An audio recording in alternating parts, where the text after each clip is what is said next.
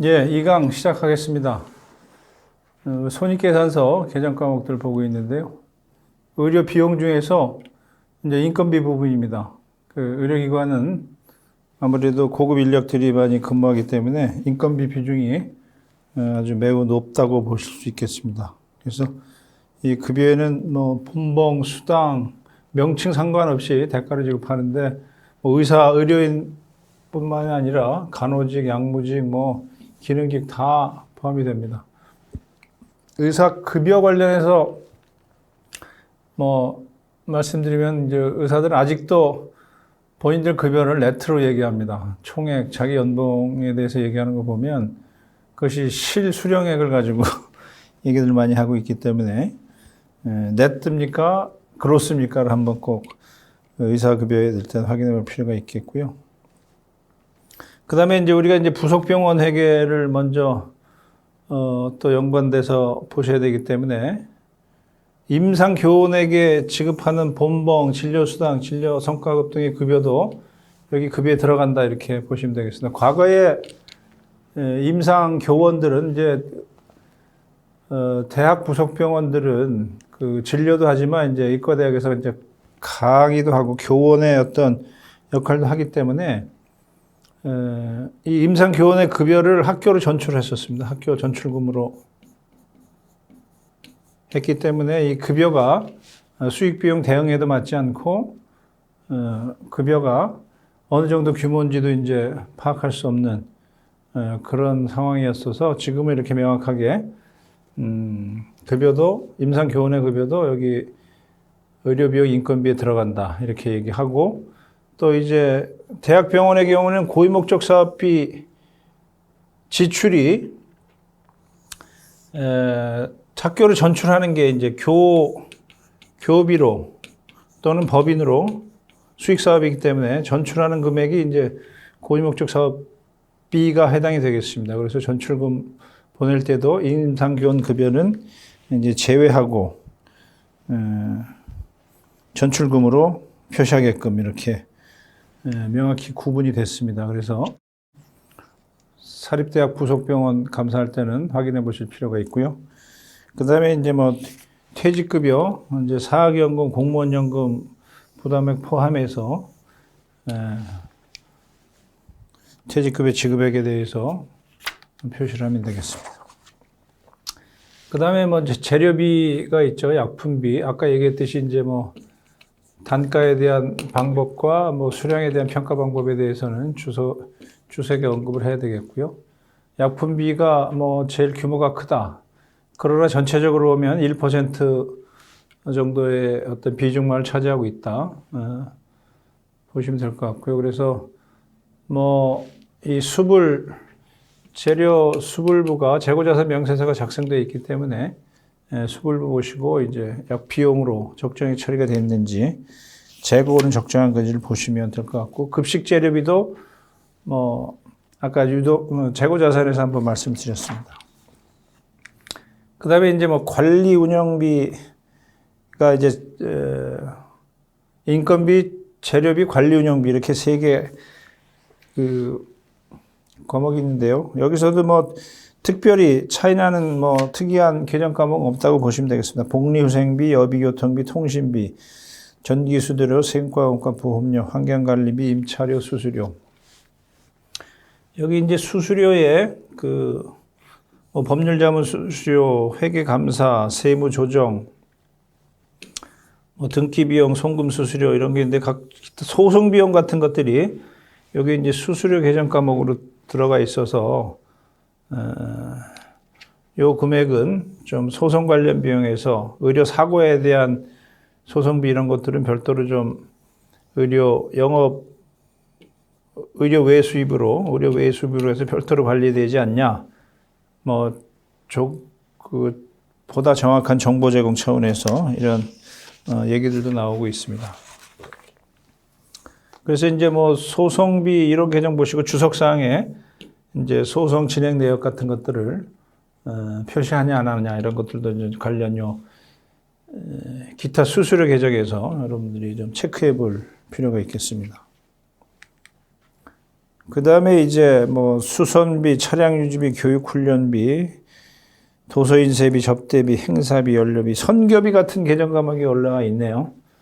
이제 아무래도 이제 우리나라 의료 기관들이 초기에 해외 선교사들이 많이 이제 세운 병원들이 있고, 뭐 어떤 종교 관련 병원들이 많이 있기 때문에 선교 비용이 이렇게 뭐 개정 과목으로 특별히 표시된 것 같습니다. 자체 연구비 같은 게 또 일반 관리 의료 비용으로 이제 관리 비용에 들어가 있습니다. 그 다음에 이제 뭐 감가상각비, 무형자산상각비, 임차자산 계량상각비, 광고선전비, 대손상가격, 의료미수금에 대해서도 대손충당금 선입, 불량채권에 대해서 비용 처리하게 되어 있고요. 피복청구비, 뭐 가운들 뭐 이렇게 중요하기 때문에 의료기관에서는 그 다음에 외주 용역비, 그 다음에 의료 분쟁 비용이 여기 있습니다. 의료 분쟁 비용이 이제 따로 구분 표시가 되어 있는데 이게 의료 비용이냐, 이게 이제 정상적인 뭐 그냥 고의 중과실 뭐 이런 부분에 따라서도 또 의료 비용이냐, 의료 외 비용이냐 이런 구분도 있을 수가 있고요. 의료 분쟁 비용으로 이제 명확히 구분해서 그 병원에 대한 어떤 그 평가하는데 이제 우리 회계 정보가 중요한 정보 제공의 역할도 해야 될 필요가 있기 때문에 의료 분쟁 비용은 아주 중요한 과목이라고 될 것 같습니다. 그래서 지급 수수료 이런 개정 과목으로 또 이렇게 분산되지 않도록 좀 체크를 해볼 필요가 있다 이렇게 말씀드립니다. 그 다음에 이제 의료 비용을 마치고 의료 외 비용으로 이제 볼 수 있는데요. 이게 의료 외 비용에는 뭐 의료 부대 수익과 마찬가지로 의료 부대 비용이 의료 부대 수익과 의료 부대 비용, 그래서 해당 비용에 대해서 영안실 매점 슈퍼마켓 때 관련된 비용들을 이렇게 표시하게 되어 있고요. 그 다음에 이제 기부금이 여기가 있는데, 기부금. 일반적인 공익법인에서 저 기부금은 이제 고의목적 사업, 공익이 아니라 고의목적 사업 준비금, 고의목적 사업 준비금하고 이제 상계시키는 그런 회계 처리도 나오는데, 여기서 기부금은 그냥 순수한 불우이웃돕기 외부기관의 기부금을 얘기합니다. 의료기관의 고의목적 사업은 의료 행위가 고의목적 사업이 되는 거죠. 그래서 이 기부금과 고의목적 사업 준비금과는 차이가 있다. 이거를 의료기관에서는 확인을 해보셔야 될 필요가 있습니다. 그래서 의료기관은 법인세법상 수익사업이고 상속증여세법상 공익법인이고, 그래서 법인세 납부 의무가 있고 상속증여세법상 출연재산 사후관리 의무도 따라야 된다. 이 두 가지가 겹쳐있기 때문에 의료법인이 조금 이렇게 구분을 좀 하실 필요가 있다, 이렇게 다시 한번 말씀을 드립니다. 그래서 여기서 기부금은 고의목적 사업과 상관없는 그냥 일반적인 기부금이다. 영리법인에서 하는 기부금이다, 이렇게 보시면 될 것 같고요. 단기매매증권 처분 손실은 있지만, 평가 손실도 있지만, 투자증권에 대한 평가 손실은 개정 과목은 없다. 그러나 이제 못하는 건 아니다, 이렇게 말씀드릴 수 있겠습니다. 그 다음에 외환 차손, 환산 손실, 처분 손실, 재고자산 감모성 같은 것도 충분히 있을 수가 있겠습니다. 그 다음에 이제 고의목적 사업비, 요게 이제 또 관심 있게 봐야 됩니다. 아까 기부금하고 차이가 나게 고의목적 사업비 이렇게 돼 있는데, 여기 보면 대학 학교법인의 고의목적 사업을 위하여 전출한 금액. 대학으로 이제 대학의 부속병원은 수익 사업인 거죠. 물론 이제 교육, 수련, 임상 다 연관이 있기 때문에, 하지만 일단 수익 사업으로 봐서 여기서 수익이 난 것을 학교법인의 고유 목적을 위해서 이제 전출하는 금액을 고유 목적 사업비로 봅니다. 전출 금액을. 대학병원의 경우 임상교원의 급여와 보조비를 차감한 잔액을 계산한다. 아까 말씀드렸죠. 전에는 전출금으로 고유 목적 사업비로 다 보내서 급여를 임상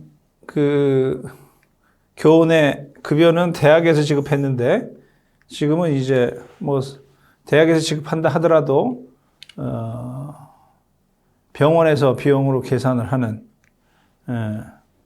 그 잔액만을 전출한 금액으로 봅니다. 그래서 이 고유목적 사업비는 손익계산서를 자세히 보면 고유목적 사업비가 없는 경우도 있고 고유목적 사업비가 나오는 경우도 있습니다. 그래서 이제 고유목적 사업준비금이 수익이 나서 고목사업준비금이 계상돼 있으면 전출할 때 현금이 나갈 때 차변에 고유목적 사업준비금 전입금 부채를 줄이고 현금으로 보내는 회계 처리를 하고 고유목적 사업준비금이 없다.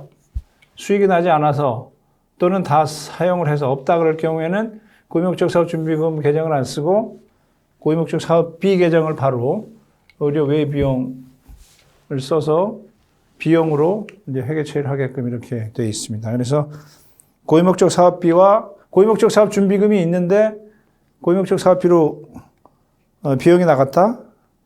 그러면 뭔가 좀 왜 그렇게 됐는지 한번 확인해 볼 필요가 있다. 그래서 준비금 먼저 처리하고 잔액이 없는 경우에 고유목적 사업비로 처리하면 된다. 이렇게 보시면 되겠습니다. 그래서 이제 이 고유목적 사업준비금 전입액이 당기순이익 계산하기 전에 마지막에 이제 전입액을 하는데 이 전입액은 사실은 이제 비용은 아니죠. 아까도 얘기했지만 법인세법상 수익 사업으로 해가지고 수익이 나면 법인세를 납부해야 되는데 이게 또 의료기관은 또 공익성이 있다고 봐가지고 고유목적 사업준비금을 설정하게 해서 법인세를 이제 이연을 시켜줍니다. 5년 내에 목적 사업에 쓰라고 법인세 이연을 시켜주기 때문에 이게 이제 비용으로 계상을 할 수 있다라는 거죠. 근데 의료기관은 의료 사업이 수익 사업이죠. 그러면 고유목적 사업 준비금 전입액은 고유목적 사업에 의해서 써야지 수익 사업으로 쓰게 되면 고유목적 사업 준비금 사용한 걸로 인정을 못 받게 됩니다. 일반적인 공익법인 내 차원에서 보면. 그런데 의료기관은 그러면 이제 수익 사업인데 또 공익법인으로 분류가 했기 때문에 그 수익이 났을 경우에 이제 수익이 나면 일정 부분을 고유목적 사업 준비금으로 전입을 하고 전입액 금액을 써야 되는데 연구용 건물 증축, 의료 장비 구입, 대학 운영 등을 위하여 준비금을 설정하여 결산서에 반영한 경우에 이제 준비금을 했는데 요거를 이 진료용 건물이나 뭐 해외 진출이나 연구에 의해서 쓸 경우에 고유목적 사업 준비금 사용한 금액으로 이제 세무적으로 인정해 준다 이겁니다. 요건 이제 법인세법과 상관이 있는 건데 그래서 전입액을 비용으로 계상하게 돼 있고 환입 이게 만약에 이제 사용하지 않았다거나 5년 내에 사용하지 않았다거나 의료발전 준비금이 이제 감가상각을 통해서 환입이 되게 된다면 그걸 또 수익으로 이건 입금이 됩니다. 입금.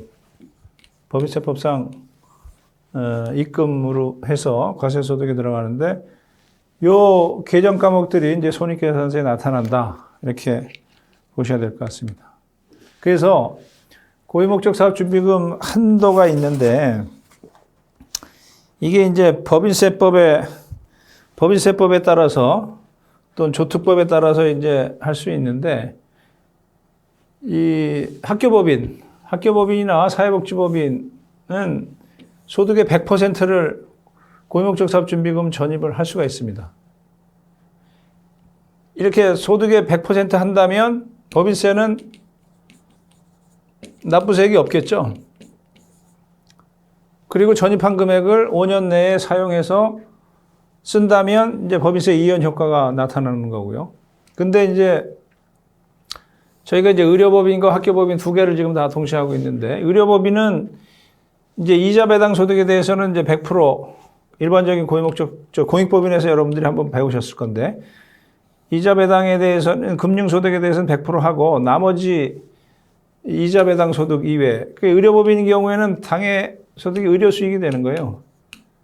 의료 수익에서 의료 비용을 뺀, 이제, 의료 손익이 당해 소득 금액이 된다라는 거죠. 이거에 대해서 이제 50%는 법인세 감면이라고 볼 수가 있겠죠. 당장 이제 이연을 시켜주는 거지만 실질적으로 이렇게 설정을 할 수 있습니다. 근데 이 규정이 법인세법에 의한 세법 규정이지 기업회계 기준이나 우리가 일반적인 회계 기준으로 봤을 때는 비용도 아니고 부채도 아니라는 얘기죠. 근데 이제 기준에 의해서는 비용과 부채를 계산하게끔 이렇게 되어 있습니다. 이제 물론 법인세법에서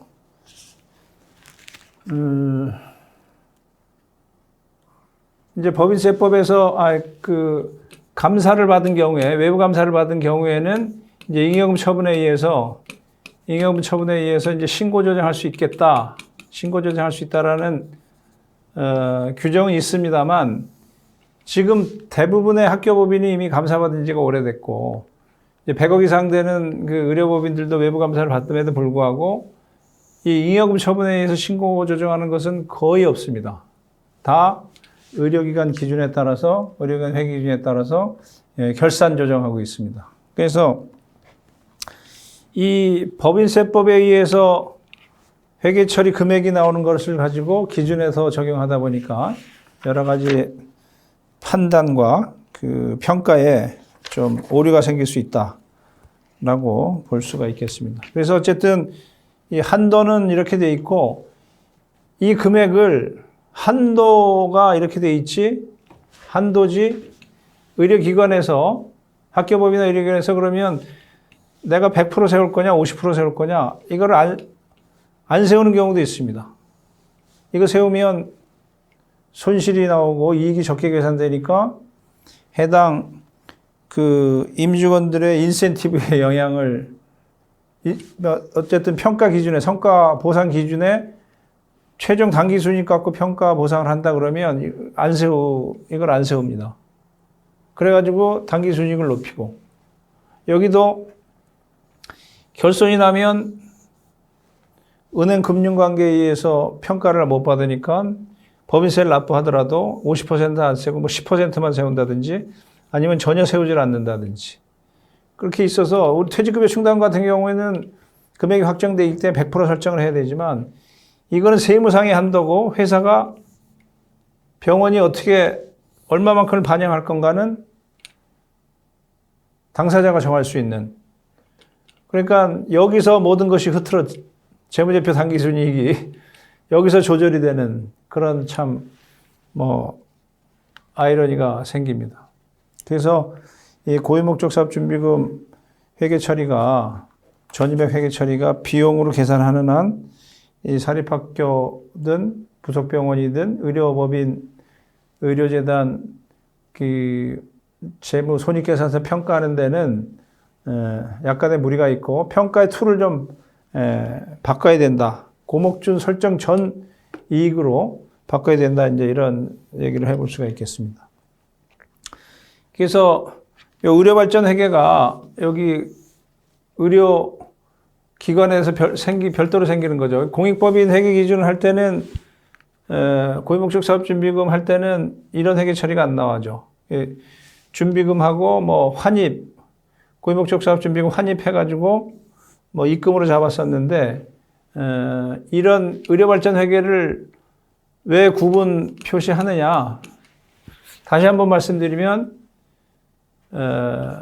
의료기관은 법인세법상으로는 과세소득하는 어떻게 보면 영리기업입니다. 과세소득하는 영리기업으로 구분을 하고, 상속증여세법으로는 공익법인에 속합니다. 그래서 고위목적 사업준비금을 1,000을 설립을 하면 비용으로 인정해 줍니다. 이게 50%가 됐든 10%가 됐든 100%가 됐든 송금으로 인정을 해주고 고위목적 사업준비금으로 부채 개정을 해주는데, 이 고위목적 사업준비금은 공익법인 입장에서 보면 5년 내에 목적 사업에 사용하게 돼 있고, 사용하지 않으면 환입 잡아서 다시 법인세를 부담을 해야 되는 그런 규정인데, 의료기관은 고위목적 사업이 수익사업이라 이거죠. 원래 이 고위목적 사업을 학교법인도 학교법인의 이자에서 생긴 고위목적 사업준비금을 또 부동산을 처분해서 생긴 양도차익에 대해서 고위목적 사업준비금을 세운다면 학교 고위목적 사업에다가 써야지 수익사업에다가 쓰면 안 된다, 이런 규정이 있습니다. 그래서 의료법인은 고위목적 사업을 써야 되고 수익사업에 쓰면 안 된다 했는데, 고위목적 사업이 수익사업이니까 이제 이율 배반이 되는 거죠. 그래서 의료기관인 경우에는 이 고위목적 사업 준비금의 사용을 건물, 의료장비, 연구, 해외 개척 이런 데로 쓰면 고위목적 사업 준비금 사용한 걸 봐주겠다, 이렇게 얘기하고, 사용한 걸 봐줄 테니 의료발전 회계로 별도로 관리해서 이 의료발전 준비금을 관리를 해라, 이렇게 돼서 별도로 의료발전 회계를 관리하게 되는데요. 이제 의료발전 준비금은 감가상각 자산인 경우에 또 비용으로 들어가는 경우에는 다시 환입이라는 절차를 밟아서 이 손금으로 계산한 거를 다시, 왜냐하면 손금으로 이미 계산했는데 감가상각비로 다시 한번 이중으로 비용이 되니까 그만큼 다시 입금으로 잡아서 이 비용을 이중 계산하게끔 안 하게 합니다. 근데 의료기관 재무제표를 여러분들이 재무상태표를 보시면 의료발전준비금 잔액이 상당히 많은 금액이 나와 있습니다. 부속병원 회계는 의료발전준비금이 이렇게 많지 않아요. 근데 의료법인의 재무제표를 보면 의료발전준비금 금액이 많습니다. 왜 그러냐? 이제 토지 토지 건물 이런 것 때문에 그렇습니다. 이 의료발전준비금이 이렇게 계산이 됐다가 감가상각을 하면서 다 환입이 됩니다. 그래서 만약에 환입이 되거나 처분을 한다면 처분 시에 100% 다 의료발전준비금 환입이 돼서 없어지거든요. 여기 1000 있던 게 200, 800 해서 없어지는데, 감가상각 자산이 아닌 토지를 어때 의료재단이 이익이 1000이 생겨서 토지를 1000을 샀다. 토지를 처분해야 의료발전준비금이 상세가 되는데, 병원이 건물에 올라와 있는 토지를 처분할 일이 없죠. 자산 재평가해가지고 자산을 늘리고 하기 때문에 이 의료발전준비금이 계속해서 쌓여가고 부채 계정에 잔액으로 남게 됩니다. 근데 이제 사립대학 부속병원인 경우에는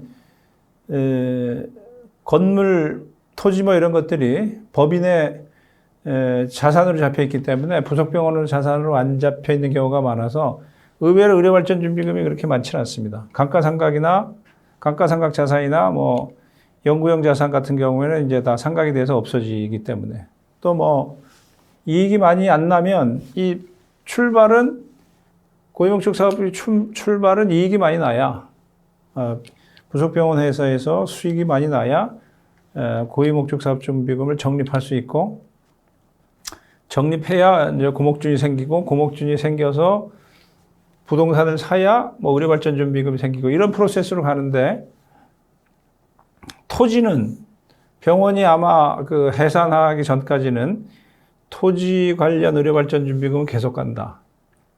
이것이 계속해서 부채로 달려 있다. 이런 형국이 되겠습니다. 그래서 이 의료법인의 고위목적 사업 준비금의 설정과 의료발전 준비금의 설정이 어떻게 되는지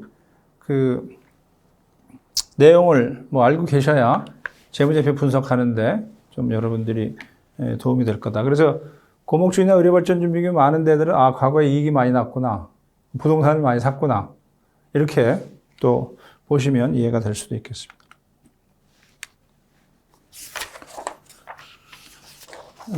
그래서 이제 재무제표 세부 작성 방법에 이제 증여받은 자산에 대한 평가라는 그 규정이 있는데요. 평가는 시가로 한다. 취득하거나 증여받을 때 시가로 한다. 감정가격으로 한다. 이런 얘기고요. 그 다음에 이제 진료비 청구액 삭감에 대해서 또 언급이 되어 있습니다. 아시겠지만 이제 우리 국민건강보험 적용을 받아가지고 이제 의료기관에서는 진료를 하고 대부분 이제 보험 종류별로 산재니 하여간 보험자 건강보험관리공단에 신청을 하는데 진료비를 거기서 이제 심사를 해가지고 삭감이 많이 기본적으로 됩니다. 그래서 100을 청구했다 그러면 한 90 정도, 92, 3 정도가 삭감되고 환급이 된다 그러면 그 100으로 청구했다가 매출 100, 수익 100, 미수금 100 했다가 삭감되면 10을 비용으로 하는 게 아니라 심사가 완료돼 수납할 금액이 확정된 시점을 기준으로 의료 미수금과 의료 수익을 상계 처리한다 이겁니다. 아까 이제 할인과 애누리 또 감면과 비슷하게 비용 처리한다든지 추정액을 미리 계산해 가지고 비용 처리한다든지 그런 게 아니라 확정된 시점을 기준으로 해서 이제 의료 수익을 바로 차감해 버립니다. 그래서 보통 말일날 마감해서 그 다음 달 초에 이제 공단을 보험자 단체 신청하면 그 달 안에 확정이 돼서 나오기 때문에 12월 31일로 결산하는 데는 큰 문제가 없을 것 같습니다. 그래서 삭감액이 있다는 것도 세부 내역을 주석으로 기재해야 한다. 그리고 삭감된 것이 다시 우리 너무 과하다. 뭔가 그 내용에 대한 설명이 부족해서 이 신청을 하게 돼서 받아들여지면 그때 들어왔을 때는 그때 또 의료 수익으로 발생한 것으로 회계 처리해서 그 건과 이렇게 연결시켜서 하지는 않는다. 개별적으로 처리한다. 이렇게 좀 보셔야 될 것 같습니다. 그리고 이제 국고보조금 처리 방법인데요. 아까 이제 영업과 관련해서 운영과 관련해서 받았다. 그러면 이제 수익으로 처리하고 기부금 수익으로 처리하고 자산 구입으로 시설 투자 목적으로 받았다 그러면 이제 자산에서 차감하는 걸로 표시한다라는 것은 특별히 우리 기업 회계 기준과 차이가 없을 것 같습니다. 그 다음에 이제 기본금 변동 계산서도 아까 자본 얘기하면서 이제 말씀드렸었는데요. 기본금, 자본잉여금, 기타 포괄 손익 누계액 이런 계정 과목이 있다. 이렇게 보시면 되겠고, 자본 조정이랄지 이런 계정 과목은 없다. 보시면 되겠고요. 현금 흐름표를 작성을 하게 되어 있습니다. 이 현금 흐름표는 기업 회계 기준하고 큰 차이가 없습니다. 영업 활동으로 인한 현금 흐름, 투자 활동으로 인한 현금 흐름, 재무 활동으로 인한 현금 흐름으로 구분한다. 이렇게 하는데 문제는 이제 이거를 잘 작성하는 수 있느냐, 그게 이제 좀 문제가 되겠죠. 그 다음에 이제 주석 작성이 이제 기본적으로 돼 있고 주석의 내용들도 언급이 돼 있습니다. 그래서 일반적인 주석 순서는 이제 의료기관 준수를 하였다. 여기가 규칙에 따라서 얘를 구분했다. 그 다음에 법인 회계와 병원 회계를 구분한다. 둘 이상의 병원을 운영하는 경우에는 각 병원별 구분 회계를 해가지고 이제 통합 재무제표를 작성해서 이제 최종 확정을 하고 주석에 이제 개별 구분한 병원별 그 재무제표를 이제 주석에 넣으면 되겠고요. 근데 이제 기준에 법인 회계와 병원 회계를 구분한다. 이게 사립학교에서 이제 나온 구분 같은데요. 사립학교도 사학기관도 이제 법인 회계와 교비 회계를 구분해서 이제 자금계산서랑 합치게 되어 있는데 아직까지 그 의료법인 그 감사를 해보면 의료법인의 어떤 그 자산이 별도로 구분되어 있어서 학교처럼 법인 회계가 별도로 구분해서 관리하는 경우는 거의 없는 것 같습니다. 그냥 병원 회계에 포함이 되어 있고, 법인이 물론 이제 의료법인도 법인 이사회가 있고 이사회를 운영하고 하지만 법인의 특별한 자산과 상근 인력이 없기 때문에 또 이사장이 대부분 의료인 경우에는 이제 병원에서 급여를 받기 때문에 법인 회계가 따로 특별히 관리할 게 없어서 그냥 병원 회계에 포함해서 관리하는 게 일반적이다. 이렇게 보셔도 무리는 없을 것 같습니다.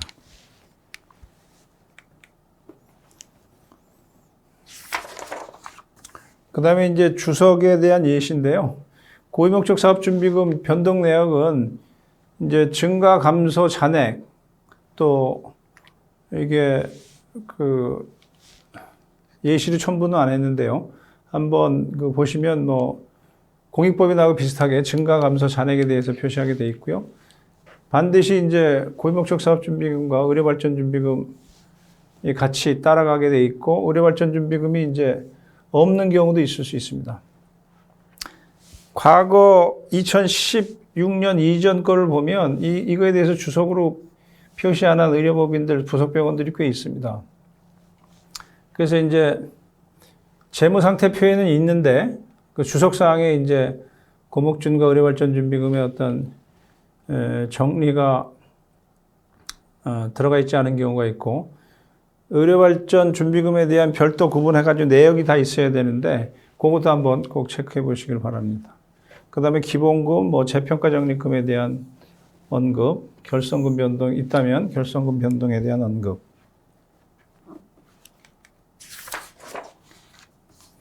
그리고 이제 의료비 감면 및 삭감에 대해서 주석상에 표시해야 된다고 그랬는데 여기 이제 감면 및 삭감액이 이렇게 단기, 정기로 구분되어 있습니다. 그래서 외래 수익과 입원 수익, 기타 의료 수익에서 손익계산서에 표시되는 금액은 이 금액이 되겠습니다. 왜냐하면 차감해서 표시하라고 됐기 때문에 공시되는 수익 금액은 이 금액이 되겠고, 어느 정도 감면과 삭감이 있었는지 이렇게 정보 이용자들에게 표시가 되겠습니다. 그래서 금액으로 따지면 한 1.5% 요 정도 수준의 감면과 삭감이 있는 걸로 이렇게 보여집니다. 그 다음에 이제 계류 중인 소송 사건, 이게 이제 의료사고 관련, 의료 분쟁 관련해서 소송 사건이 있는데 비용이 적절히 구분 표시되어 있는지, 의료 보상 충당금도 의료 기준에는, 회계 기준에는 언급은 없지만 의료 보상 충당금도 금액이 크고 발생이 항상 없을 수 없으니까 한다면 의료 보상 충당금도 우리가 같이 세워서 재무제표에 표시하는 것이 필요할 것 같습니다. 그 다음에 이제 특수관계 현황. 부속병원은 특수관계 현황이 무지 많습니다. 학교와 관련해서 그렇고요. 또 의료법인도 특수관계자와의 거래하는 것들이 많습니다. 작은 거래도 많고, 매입 거래, 기구 해가지고 특수관계자 현황이 많고 특수관계자 거래도 상당수 많이 있습니다. 그래서 이것도 반드시 꼼꼼히 챙겨 보셔야 될 부분이 되겠고요. 이제 작은 계산서에서 유출입이 없는 거래, 요거는 우리 현금흐름표 작성할 때 일반적으로 나오는 거기 때문에 요거는 이제 사립대학 사학기관 부속 병원의 주석이기 때문에 작은 계산서에 대한 주석 내용이 되겠습니다.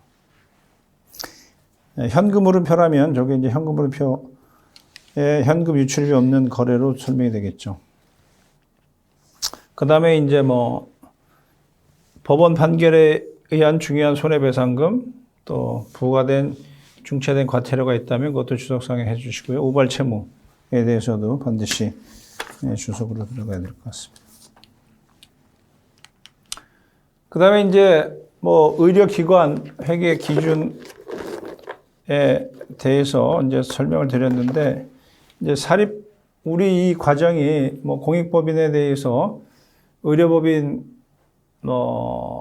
감사를 위한 과정이라기보다는 모두에도 말씀드렸습니다만 이제 사학기관 감사에 따라서 사학기관 부속 병원을 감사할 경우에 필요해서 개설된 걸로 알아서 학교법인 부속병원 회계에 대해서 한번 재무제표 양식을 한번 간단히 보도록 하겠습니다. 그래서 이게 학교법인 회계는 뭐 별도로 배우시겠지만 다시 한번 여기서 보면 학교 회계와 법인 회계가 이렇게 따라져 있죠. 법인은 이제 일반 업무와 수익 사업 회계가 있죠. 근데 부속병원도 사실은 수익 사업인데 학교 회계에 포함이 되어 있습니다. 부속병원 회계가 법인 회계에 들어가 있지 않고 법인 회계는 법인 일반 회계와 법인에서 이제 뭐 각종 임대 사업을 옛날에는 이제 금융자산 갖고 운영했지만 요즘은 이제 저금리가 되니까 이제 임대 사업들을 많이 합니다. 뭐 특별 별도로 수익 사업 하는 데도 많이 있고요.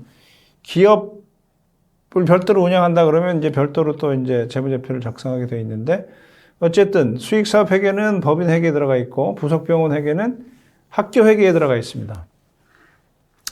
그래서 나중에 여기도 설명이 되어 있습니다만 사학기간 재무회계 규칙, 특례 규칙에 보면 나중에 이제 합산재무제표를 작성하게 되어 있습니다. 이 합산재무제표 작성할 때 교비회계와 법인 일반 업무 회계만 합산재무제표를 작성합니다. 그래서 합산재무제표도 주재무제표로 포함이 되기 때문에 합산재무제표에 대해서도 이제 감사 의견을 반드시 내셔야 되는데 부속병원 회계와 수익사업 회계는 감사보고서에 재무제표를 첨부하지만 합산하지 않고 별도로 관리한다.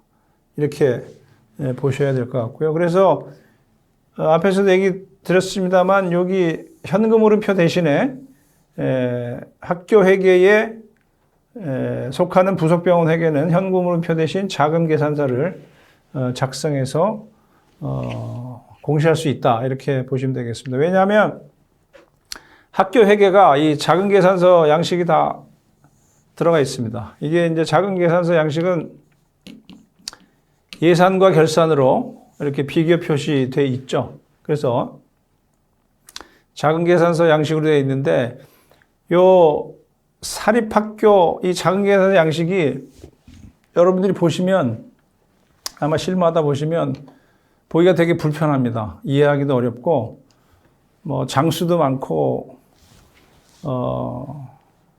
이 자금 흐름을 이렇게 중요하게 보는데 이 사립학교는 이제 2월 말 이전에 이제 등록금을 먼저 받다 보니까 2월 자금이 많아서 이제 그런 면도 없지 않아 있습니다만 하여간 이 자금계산서를 학교 회계에 맞춰서 현금흐름표 대신 이제 자금계산서를 작성한다. 이렇게 보시면 되겠고요. 지금 대부분 사립대학 재무제표 보시면 운영계산서는 거의 다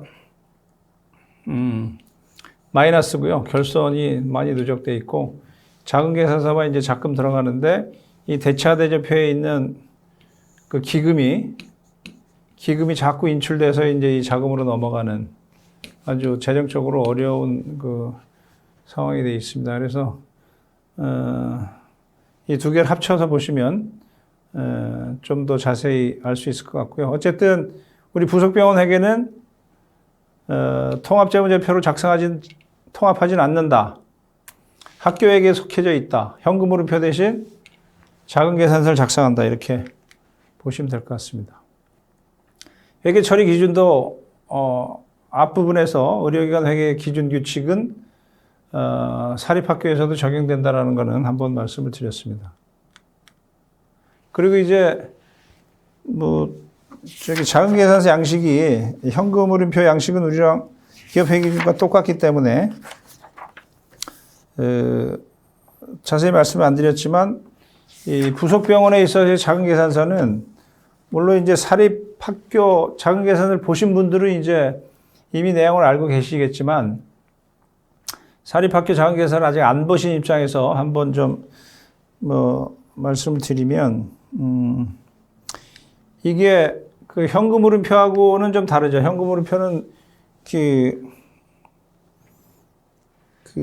영업으로 인한 현금흐름 그 다음에 투자, 재무 이렇게 이제 나누지만 여기 자금은 이제 의료 수익을 먼저 표시합니다. 그래서 외래 수익, 입원 수익 해가지고 기타 수익까지 해서 하고, 그 다음에 이제 의료 수익과 의료 외 수입을 나오고, 그 다음에 이제 그 유동자산, 비유동자산 감소가 이제 지출에 해당하는 거고, 비유동부채의 증가, 이렇게 한 다음에 특이하게 이제 보셔야 될 거는 요 자금 수입 총계에 이제 기본금 증가가 여기 있다라는 거죠. 기본금, 뭐 이제 자본금 증자, 유상증자 이런 개념으로 이제 기본금이 들어왔을 경우에도 현금으로. 보다 여기 자금 수지 합계가 여기 이렇게 나와 있고, 여기 미사용 정기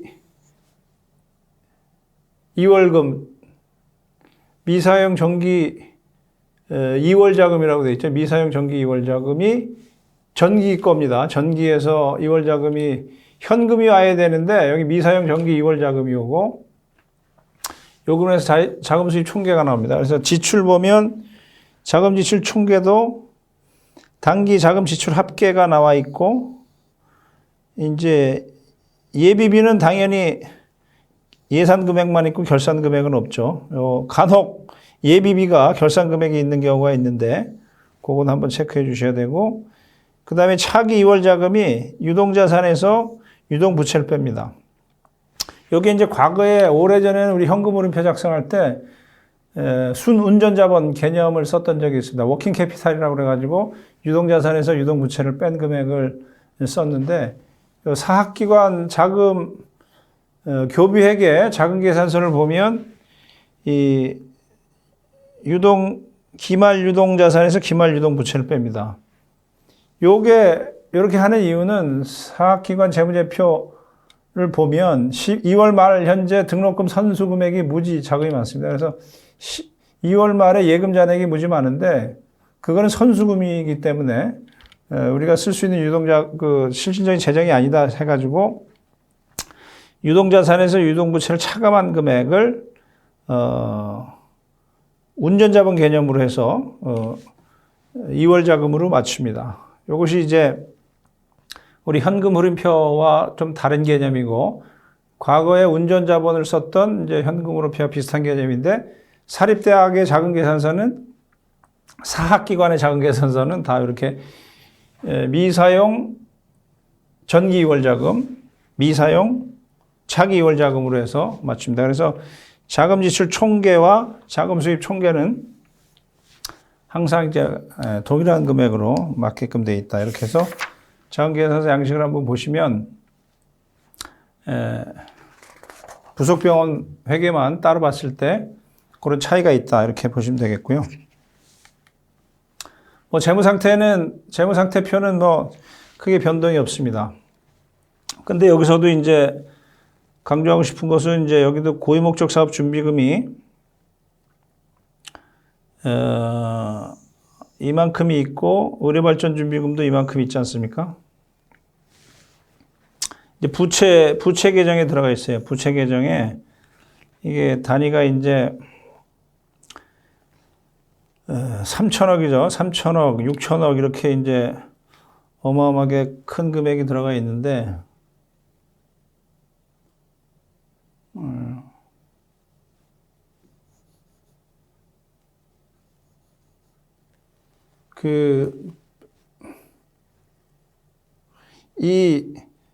제가 이제 뒷부분에서도 뭐 얘기를 하겠습니다만, 이 부채 총계에서 이 두 개 금액이 차지하는 비율이 1조 6,870억에서 이 두 개 한 금액 9천억 정도 되잖아요. 9천억, 1조 6천억 하면 한 54%를 이 의료발전준비금과 고유목적 사업준비금이 부채 계정으로 올라와 있다는 거죠. 여기 자기자본 부채 비율을 따지면 이 부채 아닌 부채가 들어서 한 239%로 부채 비율이 나오는데, 이걸 만약에 뭐 결산 조정을 하지 않고 신고 조정을 했고 부채로 안 봤다 그러면 100%로 떨어집니다. 부채 비율이. 그래서 여기는 이제 학교법인 부속병원이라 뭐 부채 비율이나 이런 것들이 크게 그 안정성 비율이 중요하지 않을지 모르겠지만 이 의료법인들은 이 부채 비율이 무지 금융기관 거래할 때 또는 리스 거래할 때 무지 중요하기 때문에 이거를 제외하고 평가하는 어떤 좀 스킬이 필요하지 않나 이런 생각을 해 봅니다. 그 손익계산서도 이 고유목적 사업준비금 전 당기순이익은 뭐 이만큼이 나오는데 2,410억이 나오는데 고목준을 그 전입을 이만큼 하면 70억으로 이렇게 떨어지지 않습니까? 이거는 사실 비용이 아니죠. 근데 이 금액을 부속병원이 이게 100%인지 90%인지 만약에 100%를 이 금액하고 이제 세무조정 사항이 있기 때문에 달라지겠지만 여기 그 기부금 수익이나 이런 것들은 기부금 수익이 여기 있죠. 이 기부금 수익 570억 이런 것들은 사실은 손익계산 수익은 아니죠. 대가 없이 왔다 그러면 이제 증여세법으로 가가지고 출연재산으로 가야 되기 때문에 이 금액이 법인세법에서 정하는 100% 고목준인지 아닌지는 확인해 봐야 되겠지만 어쨌든 100% 세우면 이게 마이너스가 날 수도 있습니다. 이제 의료발전준비금 환입액이 있음에도 불구하고 마이너스가 났죠. 이 100% 세우면 법인세를 1%도 안 내고 날 텐데 이게 만약에 마이너스라면 뭐 의료진 경영성과 평가에 반영이 됐다 그러면 100% 안 세울 수도 있다라는 거죠. 그래서 이 학교법인 부속병원 이외의 의료법인의 입장에서는 이 단기수익 마이너스 나면 금융거래가 어렵기 때문에 100% 세우질 안 하고 임의대로 정한다. 이런 그 현상들이 발견이 됩니다. 그래서 의료기관 회계기준의 한계와 문제점에 대해서 앞에서도 계속 나온 얘기입니다만 고유목적 사업준비금 전입액이 비용으로 들어가고 준비금이 부채로 계상되면서 생기는 이익이 손익계산서상의 당기순이익이 왜곡이 되고 부채 비율이 왜곡이 된다. 그래서 물론 이제 결산조정 사항으로 돼 있고 외부감사 대상 법인은 신고조정도 가능하지만 대부분의 의료법인과 그 부속병원들은 결산조정으로 하고 있다. 그래서 이 또 금액도 경영자 설정 금액이 자의적으로 설정이 가능하기 때문에 이 법인세 감면 효과와 자금 조달을 위한 금융비용 간의 이해충돌 현상이 생겨서 100% 설정을 안 하고 어떤 경영성과나 우리 재무제표의 어떤 그 분석하는 자체에 있어서 상당히 왜곡이 발생된다 이렇게 볼 수 있겠습니다. 그래서 이제 이런 거에 관련된 논문도 있고요. 그 다음에 또 다른 이제 논문 제가 여기다 코테이션을 못 했는데 김기호, 김현동 박사님이 두 분이 쓰신 논문에 보면 유가증권 계정분류 평가에 대해서도 단기매매증권과 투자유가증권으로만 분류하고 평가손익을 단기매매증권에 대해서만 인식한다. 만기보유증권에 대해서는 이루어지지 않는다. 예를 들어서 국민주택채권 같은 경우는 장부가액이 취득가액과 동일한 가액으로 계속 표시되어 있다. 이런 어떤 한계를 얘기했고요. 그 다음에 의료사고 비용 계정 분류가 지급수수료나 또는 의료분쟁 비용으로 구분하고 있는데 경상적으로 발생되는 거라면 뭐 영업의 비용으로 경상적으로 발생하는 비용이라기보다는 영업의 비용 성격을 보는 것이 합리적일 것 같다. 이런 표현이 있고요. 그래서 또 합리적으로 추정할 수 있다면 충당 부채를 설정하고 주석으로도 표시할 거다. 이렇게 하는 법인들이 또 있습니다. 대부분 안 하고 있지만 하는 부분이 있고.